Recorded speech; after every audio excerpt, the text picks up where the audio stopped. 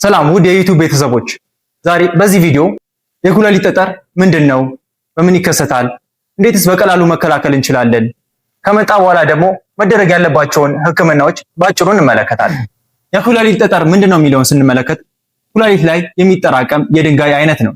ይህ የኩላሊት ጠጠር እንዴት እንደተከሰተ ስንመለከት ከምንበላቸው ምግቦችና ከምንጠጣቸው ወደ ሰውነታችን የሚገቡ ማዕድናት፣ እነዚህ ማዕድናት ለሰውነታችን አስፈላጊ ቢሆኑም ነገር ግን በቂ ውሃ ካላገኙ ክሪስታል ፎርም በማድረግ ጥቃቅኖቹ ማዕድናት በመገጣጠም ኩላሊት ላይ ተለቅ ያለ ድንጋይ ይፈጥራሉ።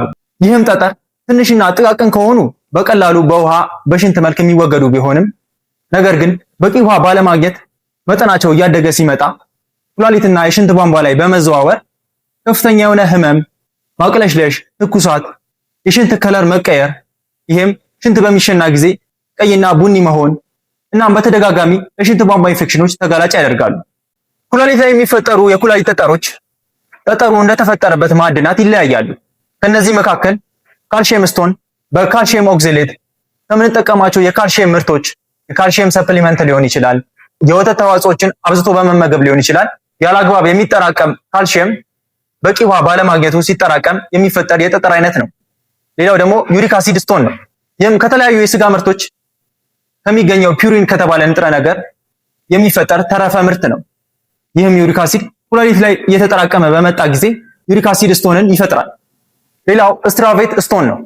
ይህም ከተለያዩ ማዕድናት ተጠራቅመው የሚፈጠር ሲሆን በተደጋጋሚ ለሽንት ቧንቧ ኢንፌክሽኖች ተጋላጭ የሚያደርግ የጠጠር አይነት ነው። ሌላውና ሬር የሆነው ስቶን ደግሞ ሲስቲን ስቶን ነው።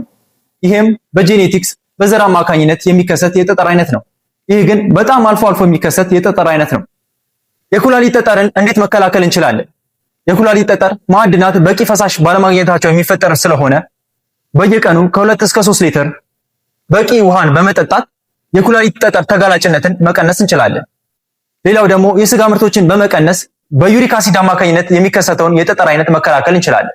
ሌላው ደግሞ የካልሲየም ሰፕሊመንትን ከመውሰድ ይልቅ ካልሲየምን ከምግቦችና ከመጠጦች ይህም ከወተት ተዋጽኦች ከአዝርትና ከአትክልት ማግኘት እንችላለን። ሌላው ደግሞ በየቀኑ በቂ እንቅስቃሴን በማድረግ አመጋገብን ጤናማ በማድረግ ሞር አትክልቶችና ፍራፍሬዎች ላይ በማተኮር የሎሚ ውሃን አዘውትሮ በመጠቀም የኩላሊት ጠጠርን በቀላሉ መከላከል እንችላለን።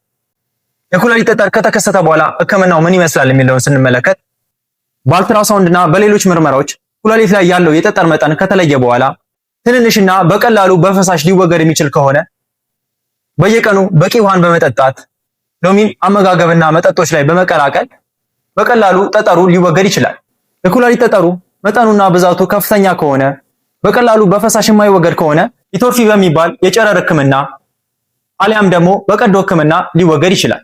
ስለዚህም ቀድሞ መከላከል ይበጃልና በቂ ውሃን በመጠጣት ጤናማ የሆነ የአኗኗር ዘይቤን በመከተል ራሳችንን ከኩላሊት ጠጠር መከላከል እንችላለን።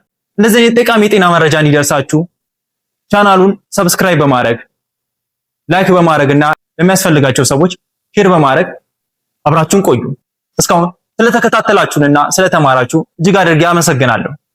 በቀጣይ እንዲሰራላችሁ የምትፈልጉት የህክምና አይነት፣ ህመም አሊያም ደግሞ መድኃኒት ካለ ኮሜንት ላይ አሳውቁኝ። ቀጣይ በተመሳሳይ ጠቃሚ ቪዲዮ እስክንገናኝ ድረስ ሰላም ቆዩ፣ ቸር ሰንብቱ።